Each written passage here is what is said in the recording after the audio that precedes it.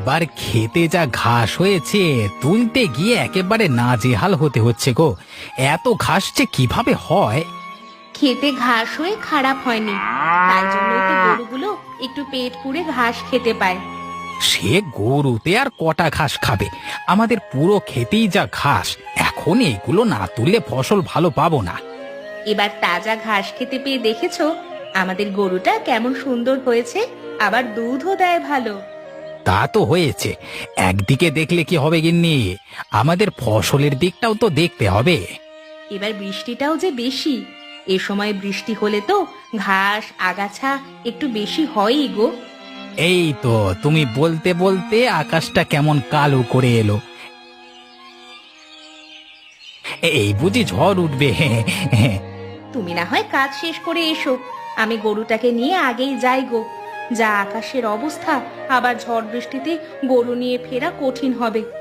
হ্যাঁ গো, তুমি না হয় আগেই চলে যাও, আমি একটু পর আসছি। একটু ঘাস বাকি আছে, আর আকাশে কেবল মেঘ জমছে, আর একটু সময় নেবে হয়তো বৃষ্টি আসতে, বুঝলে তো। তা হোক, আমি চললাম, সাবধানে থেকো, আর ঝড় হলে তাড়াতাড়ি এসো কিন্তু। তুমি যেতে থাকো, আমি সামান্য কাজ শেষ করেই আসছি আমার, বুঝলে। এই ঝড় বৃষ্টির জন্য এবার কিছুই ভালো মতো হচ্ছে না, না বাড়ির কাজ, না মাঠে একটু গরু চড়ানো। সব সময় আকাশটা মেঘ করে আসবেই, ওদিকে ধানগুলো শুকোনো দরকার।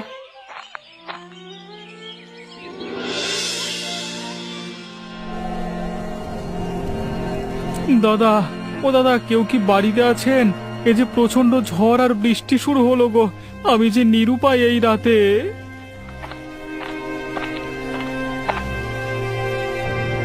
কে দাদা, আপনি কোত্থেকে এসেছেন? আপনাকে তো ঠিক চেনা মনে হলো না। আমায় আপনি চিনবেন না, এর আগে এ গায়ে আমি আসিনি। পাশের 2-4 গাঁ পর আমাদের গাঁ, হ্যাঁ আমি ওখানেরই একজন। আপনাদের গায়ের এদিকে একটু কাজের খোঁজে আসা।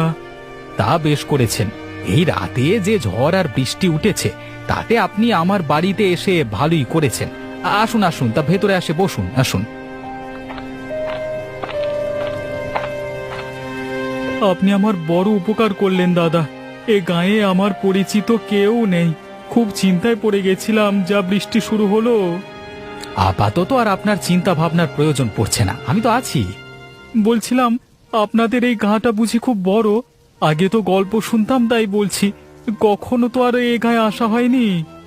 তা আছে একটু বড়ই, অবশ্য এ গায়ে সবকিছুই পাওয়া যায়। আমাদের গায়ে তো ধনী গরিব মিলিয়ে বাস, তাই না? তো আপনাদের এই গায়ে জমি জমা বেশি কার? এত সুন্দর গায়ে তো এমন একজন থাকেই, যাকে আপনারা মোড়লও বলেন, তাই না?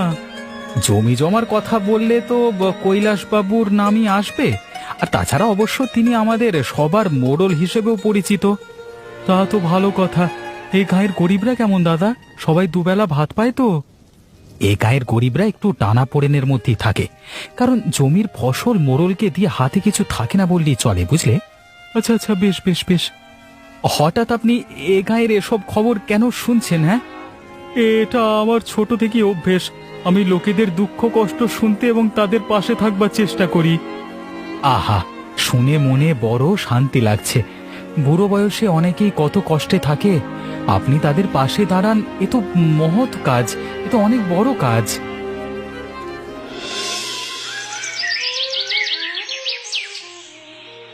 বলি বিক্রম, আজকাল দেখি আমার বাগানের ফলগুলো কারা যেন চুরি করে, আবার গাছপালাগুলো কেটে কুটে নেয়। এ তো ভালো বিষয় নয়। ওই সব কিছুই পাজি মানুষদের কাজ বাবু। আমি দেখলে তো ওর হাত ফাত দেয় না, জানেনি তো, কিন্তু সব সময় তো আর থাকতে পারি না। আচ্ছা, তা যা হোক, এবার জমিতে ধান টান কেমন হয়েছে? আমি তো আর মাঠে যেতে পারি না, এই জন্যই তোদের দায়িত্ব দেওয়া। ধান এবছর যা হয়েছে মনে হয় আগে এত ধান হয়নি বাবু। এবছর বৃষ্টি একটু ভালো হওয়ায় ধানের ফলনও বেশ হবে মনে হচ্ছে। তা বেশ, ভাবছিলাম তোকে নিয়ে একদিন গঞ্জে যাব, বুঝলি তো। আবার গঞ্জে কেন বাবু, কোনো কাজ আছে নাকি? কাজ তো অনেক আছে, আমার কি আর কাজের শেষ আছে রে? তা তো বটেই, তা তো বটেই। আপনার জমি জমার ব্যবসা একা হাতে সামলানো একটু কঠিনই বাবু। বলি গায়ের পশ্চিম পাশের পুকুর পাড়ে একটা বড় লিচু বাগান করব, কেমন হবে? তাহলে তো ভালোই হয়। এ গায়ে তো কোনো লিচু বাগান নেই। এই জন্যই তো একটু গঞ্জে গিয়ে খোঁজ খবর নেব, ভালো লিচুর চারা পাওয়া যায় কিনা। আমার বহুদিনের শখ, বুঝলি তো। তা আপনাদের ইচ্ছে মতো কর্ম, ওপরওয়ালা তো আর আমাকে কম দেননি। যা দিয়েছেন এখনো কয় পুরুষ বসে বসে খাবে। বুঝলি বিক্রম, এক সময় ভাবি এত এত জমি জমা সম্পদ এগুলোকে কে ভোগ করবে বল, তাই চিন্তা করি এত কিছুর দরকার ছিল না। আপনার এত কিছু আছে বলেই তো আমরা একটু কাজকর্ম করে চলতে পারছি, না থাকলে কি আর হতো বলুন। বেলা হয়ে এলো, মাঠের কাজগুলো করি, গিয়ে আসি। হ্যাঁ হ্যাঁ হ্যাঁ, তা তুই তাড়াতাড়ি গিয়ে কাজগুলো কর, আর কোনো দরকার পড়লে জানাবি সব, বুঝলি।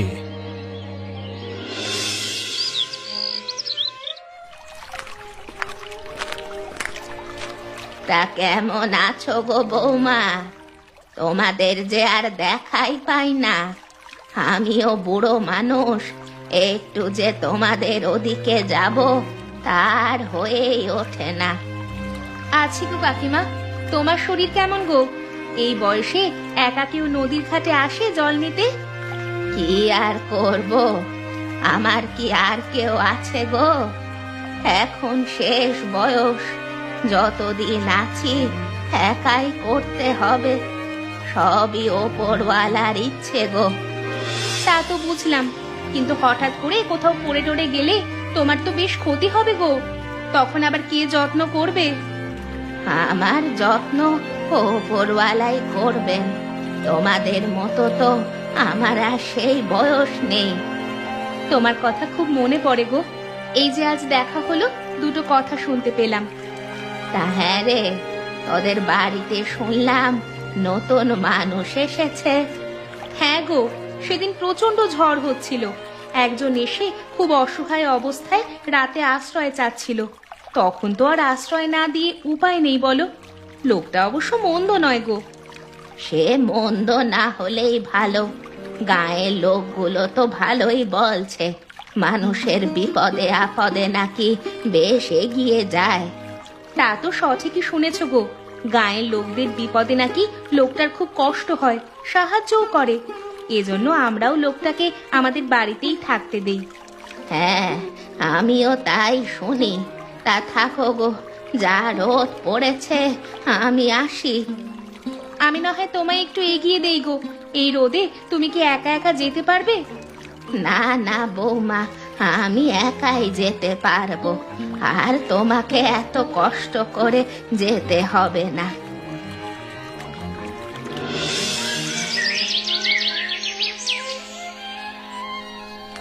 কোথায় চললে এই সন্ধেবেলায়? এই তো, আমার তো রাতেই কাজ থাকে ওই দূরগঞ্জে, তাই এখন বেরোতে হচ্ছে। এই সন্ধেবেলায় কাজে যাচ্ছ? একা একা আবার রাস্তায় ভয় পাবে না তো? কিসের আবার ভয়, আজকে বেশ কয়েক বছর হলো রাত জেগে জেগে কাজ করি। রাতে কাজ করি, আমার ভালো লাগে। কদিন কাজের চাপে তোমার খাওয়া দাওয়া কেমন হচ্ছে তা তো শোনাই হলো না।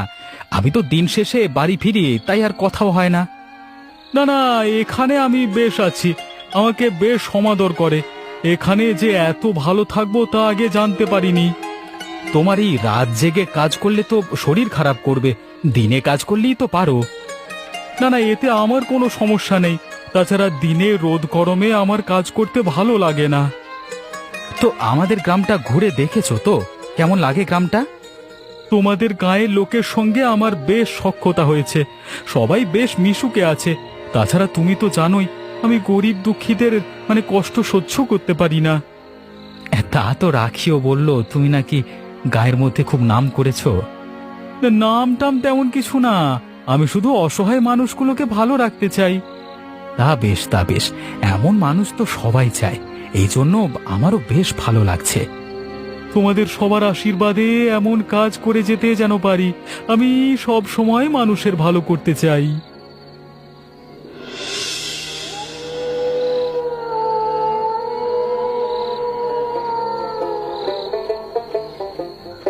একটু থালাটা এগিয়ে দাও, আর একটু ভাত দেই গো। না না, আমার আর ভাত লাগবে না, আজকে বেশ খাওয়া দাওয়া হয়েছে বুঝলে। কোথায়? তেমন তো ভাতই নিলে না। এমন খালি পেটে আবার খিদে লাগবে তো। না না, আজকে বাজারে চায়ের দোকানের আড্ডায় চাটা অনেক কিছুই খেয়ে আর খিদে নাই, বুঝলে। শুনেছো গায়ে নাকি একটা নতুন লোক এসেছে গো, সে নাকি খুব সাহায্য সহযোগিতা করে, গরিব মানুষরা তো খুব খুশি। তা তো আমিও শুনলাম, কিন্তু বিষয়টা আমার কেমন যেন স্বাভাবিক মনে হয় না। মানে ভিনগা থেকে নতুন মানুষ এসে হঠাৎ এমন উপকার করা আমার কেমন যেন ভালো ঠেকছে না, বুঝলে তো। হ্যাঁ, তা সে যে গাঁ থেকেই আসুক, কারোর তো আর ক্ষতি করছে না। এই ক্ষতি যে করে না তার কিভাবে তুমি বুঝবে? আজকাল তো সবাই শুধু মানে ওপর থেকে ভালো অভিনয় করে, তাই না? আমার তো ভালোই লাগলো বিষয়টা শুনে। এতদিন তো কেউ এমন গরিব দুঃখীদের এভাবে সাহায্য করেনি। আমি তো অনেক কিছুই শুনছি, কেউ কেউ অন্য কিছু বলছে, তাই লোকটাকে আমার রহস্য মনে হয়। তা তোমার ওসব নিয়ে আর ভেবে কি হবে, যার যা করার করুক গে। শুনলাম আদিত্য দাদের বাড়িতেই থাকে, তো আদিত্যদা হঠাৎ তাকে কেন থাকতে দিল? আদিত্যদাও লোকটাকে ওভাবে চেনে না, সেদিন ঝড়ের রাতে থাকতে দিয়েছিল। তা যাই হোক, আমি এই বিষয়টা নিয়ে একবার জিজ্ঞেস করব আদিত্যকে, মানে আদিত্যদাকে আর কি। হ্যাঁ, তুমি আবার এটা জিজ্ঞেস করতে গেলে ওরা আবার কি ভাববে সেটাই তো ভাবছি গো। আরে তুমি এসব নিয়ে চিন্তা করো না, আমি বিষয়টা বুঝিয়ে বলবো।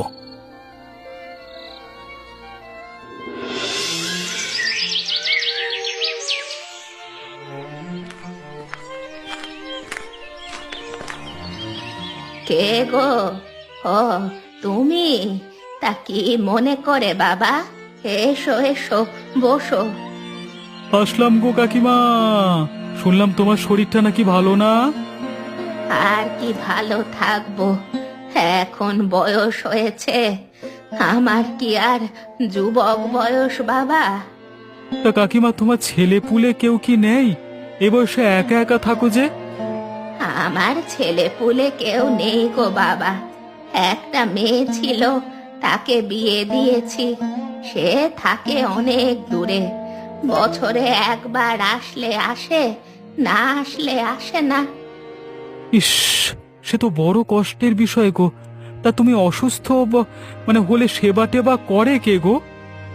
সে তো আমি নিজেই করি, আমার আর কি সেবা করবে? এই যে কদিন হলো খাবার দাবার কিছুই নেই।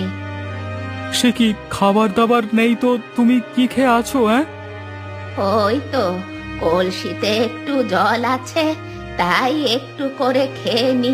কি করব, আমি তো আর কাজ টাজ করতে পারি না বাবা। না না, এভাবে তো তোমার বেশ কষ্ট। আমি তো সব জানি না, কালকে একবার শুনলাম চায়ের দোকানে তোমার এমন অবস্থার কথা। শুনে আর কি করবে, আমার ভাগ্যই হয়তো এমন বাবা। তুমি চিন্তা করো না, আজকে রাতে তোমার খাবার দাবারের জন্য যা যা লাগে আমি পাঠিয়ে দেব। আর যদি কখনো কোনো সমস্যা হয় অবশ্যই আমাকে জানিও। তুমি আমার বেশ উপকার করলে বাবা, এভাবে কেউ কখনো আমার খোঁজ নেয়নি, তুমি প্রথম নিলে। আর আমি তো তোমাকে বললাম, আর ভাববে কেউ না থাকলেও আমি আছি, কেমন? হ্যাঁ বাবা, আমার একটু খোঁজ নিও শুধু, তোমায় তো বসতেও দিতে পারি না বাবা, এই বুড়িটাকে একটু দেখে যেও।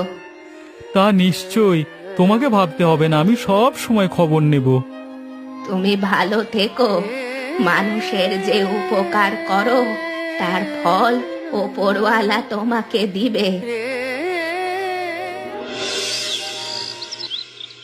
তোমার ক্ষেতের কাজটুকু শেষ হলো আদিত্যদা? গরমের জন্য তো দিনের বেলা খুব কাজ করা যাচ্ছে না, এখন অনেক কাজ বাকি আমার। আমার অবশ্য অল্প জমি তো, তাই কাজ প্রায় শেষ গো দাদা। তাহলে তো তোর চিন্তা মুক্ত, আমায় টুকটুক করে একাই করতে হবে সব কাজ, গরমে তো দ্রুত সব করতে পারবো না। তা তো করতেই হবে। তোমার একটা কথা বলতে চাই গো, আমার কি যে জানো, কিছু যেন মনে করবে না তুমি। হ্যাঁ, কি বলতে চাস বল, এতে আবার মনে করবার কি আছে, বলে ফেল। এই যে তোমার বাড়িতে যে লোকটা এসেছে ওকে নিয়ে। ও, ভুবনের কথা? ও তো খুব ভালো মানুষ, ওকে নিয়ে আবার আমাকে কি বলবি? এই, না গো, তেমন কিছু না, বাজারে অনেক লোক অনেক কথা বলা বলি করে তো তাই। কে কি বলে শুনি, এসব লোকেদের কি খেয়ে দেয়ে আর কাজ নেই? কেউ একটু ভালো কাজ করলে তার পেছনে লেগে থাকে। না গো, ঠিক এমন কিছু না। তবে ও নাকি রাত করে কোথায় যায়, লোকে এসব নিয়ে বলছিল। ওর রাতে কাজ থাকে, তাই রাতে বেরিয়ে যায় আর সকালবেলায় বাড়িতে আসে। এখানে আবার ভাববার কি আছে?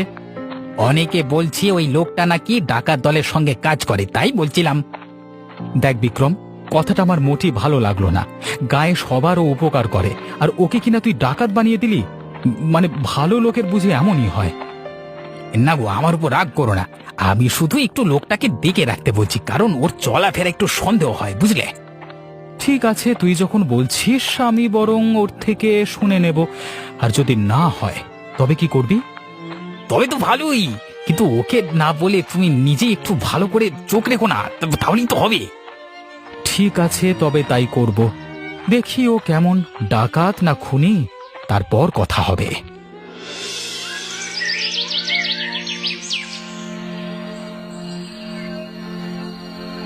কি ব্যাপার, আজও কি কাজে যাওয়া হচ্ছে নাকি? হ্যাঁ, ওই আমার তো রাতেই কাজ আর কি। তা তুমি কোথায় চললে? তুমি তো রাতের বেলা বের হও না। না মানে বাড়িতে খুব গরম লাগছে, যা গরম পড়েছে, তাই ভাবছি বিলের ঘাটে গিয়ে একটু বাতাস খেয়ে আসি গে। না না, রাতে তোমাকে একা ওই বিলের ঘাটে যাওয়া ঠিক হবে না। তাছাড়া ওই বিলের ঘাট নিয়ে অনেক কথা শুনেছি। তুমি যে কি বলো না, আমি এতকাল গেলাম, কোথাও তো কিছু হলো না। তুমি ওসব নিয়ে চিন্তা করো না, নিজের কাজে চলে যাও। হ্যাঁ যাব, কিন্তু তাহলে তুমি বরং আগে যাও, আমি একটু পরে যাচ্ছি, কেমন? কেন, তোমার আবার কি হলো যে পরে যাবে? তাছাড়া পরে গেলে তো তোমার কাজে দেরি হবে কি না? না না, হঠাৎ পেটটা কামড়ে উঠলো তো, একটু প্রকৃতির ডাকে সাড়া দিয়ে আসি গে। বিষয়টা তো ভালো ঠেকছে না। এ আসলে কি করতে চাইছে? কি হলো যে তুমি দাঁড়িয়ে রইলে? তুমিও যাও, আমি পরে যাচ্ছি। আচ্ছা আচ্ছা, আমি যাচ্ছি, তুমি তাহলে এসো একটু পর। হ্যাঁ আচ্ছা ঠিক আছে, আমি একটু পর যাচ্ছি তাহলে। ও আসলে যাচ্ছে কোথায়? গাঁয়ের তো এই রাস্তা দিয়ে অন্য কোথাও যাওয়া যায় না। তাছাড়া এটা কৈলাসবাবুর বাড়ির রাস্তা। আরে ও তো দেখি আরো কয়েকজনের সঙ্গে মিশে গেল। ও, এবার তাহলে ব্যাপারটা বুঝেছি। ঠিক আছে, কালকে বাড়ি আসুক, তারপর কথা হবে।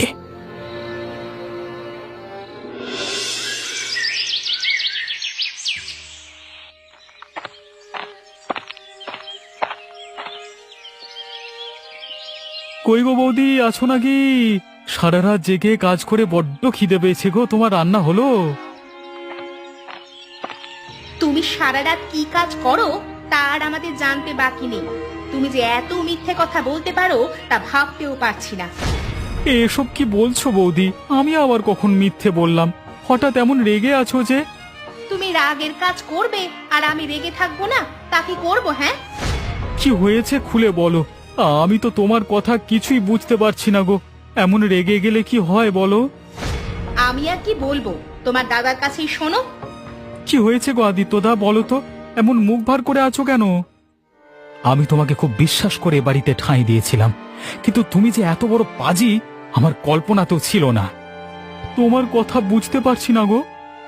কালকে রাতে তোমার পুরো মুখোশ আমি দেখেছি।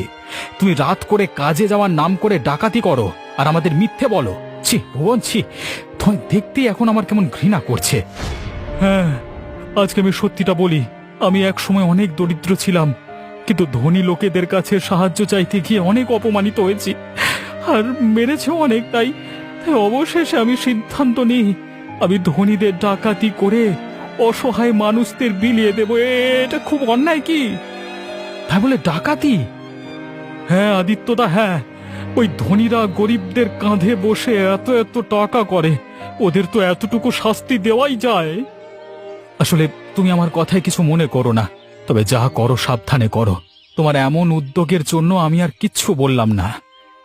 তুমি আমার উপর বিশ্বাস রেখো, আমি যেন সব কাজ ভালোভাবে করতে পারি। তোমার কাজের জন্য তুমি সব সময় সবার মনে থাকবে গো।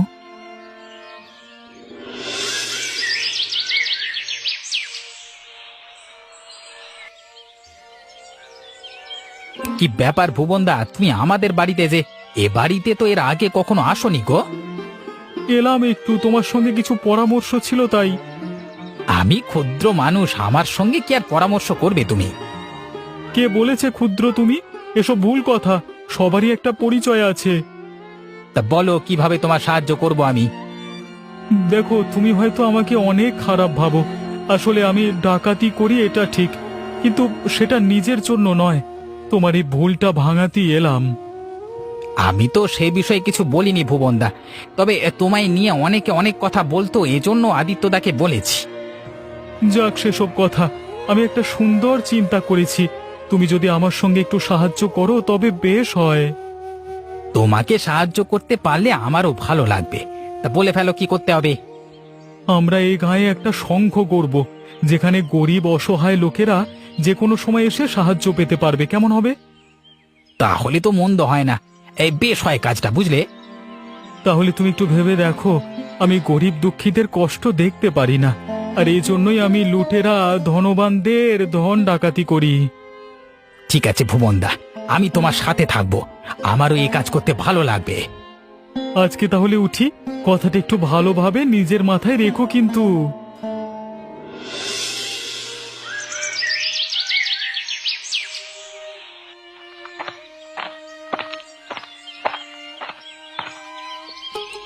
কি গো কাকিমা, কেমন আছো? একা একা চলে এলে বুঝি? হ্যাঁ রে বাবা, একা না এলে আর কে নিয়ে আসবে আমাকে বল? তা বলো কেমন আছো কাকিমা, তোমার দিনকাল কেমন যাচ্ছে? যাচ্ছে বাবা, কদিন তো আমি না খেয়েই ছিলাম। তোর বাড়ির ওই যে ভুবন, ও আমাকে সাহায্য না করলে আমি তো না খেয়েই থাকতাম। সে কি, ভুবন তাহলে তোমার বাড়িতেও গিয়েছিল? তাহলে তো ভালোই করেছে। হ্যাঁ, ও না গেলে কি যে হতো। ওপরওয়ালা ওর ভালো করুক বাবা।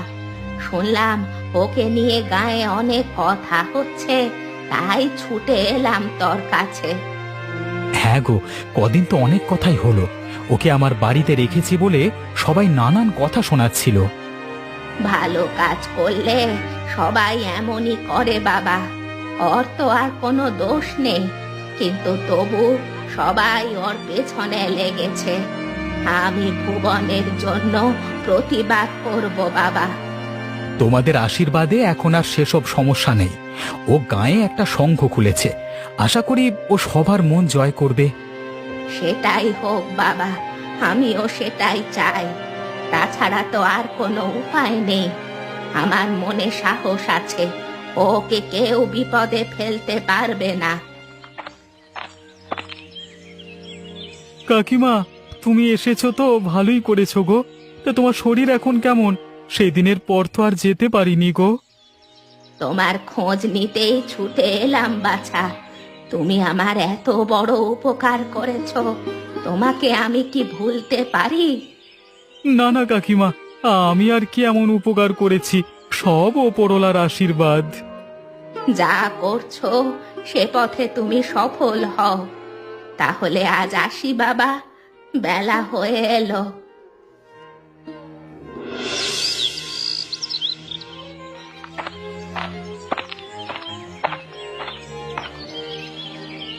আদিত্য, তুই এসেছিস, বেশ ভালো করেছিস। আয় আয় আয় আয়। হ্যাঁ বাবু, আপনি হঠাৎ ডেকে পাঠালেন তাই চলে এলাম আর কি। শুনলাম তোর বাড়িতে কে একজন নাকি এসেছে, গায়ের লোকেদের নাকি খুব উপকার করে। হ্যাঁ বাবু, এই যে আমার সঙ্গে এসেছে, ওর নাম ভুবন। বাবু, কেমন আছো তুমি? এই তো বাবু, আপনাদের আশীর্বাদে বেশ ভালোই আছি। তোমার নাম শুনলাম, গায়ে যে কাজ করছো এতে আমি খুশি। এমন কাজ যে আমার করা উচিত ছিল, কিন্তু আমার কাজ তুমি করে দিলে ভাই। বাবু, আমার এই কাজটা করবার ইচ্ছে ছোট থেকেই, কিন্তু একা একা তো কঠিন হচ্ছিল, তাই এবার গায়ের মানুষগুলোকেও সাথে নিয়ে কাজ করি।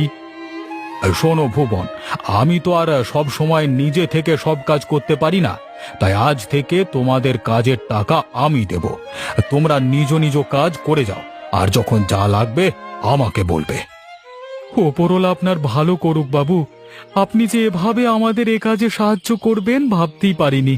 আপনি খুব উপকার করলেন আমাদের। আপনিও আমাদের একজন বাবু। আমি শুরু থেকে জানলে আরো আগেই কাজটাই তোমাদের আরো এগিয়ে নিয়ে যেতে পারতাম হয়তো। না না বাবু, আজকে যতটুকু করলেন এটাই যথেষ্ট। আর দেখো, গায়ে যেন কোনো লোক আর অসহায় না থাকে, কেউ যেন আর না খেয়ে থাকে না, সবাই যেন উপকৃত হয়, আমরা একটা সুখী গ্রাম গড়ে তুলতে পারি যেন। কি বলো আদিত্য? ঠিক বলেছেন বাবু, সব ওপরওয়ালার দয়া।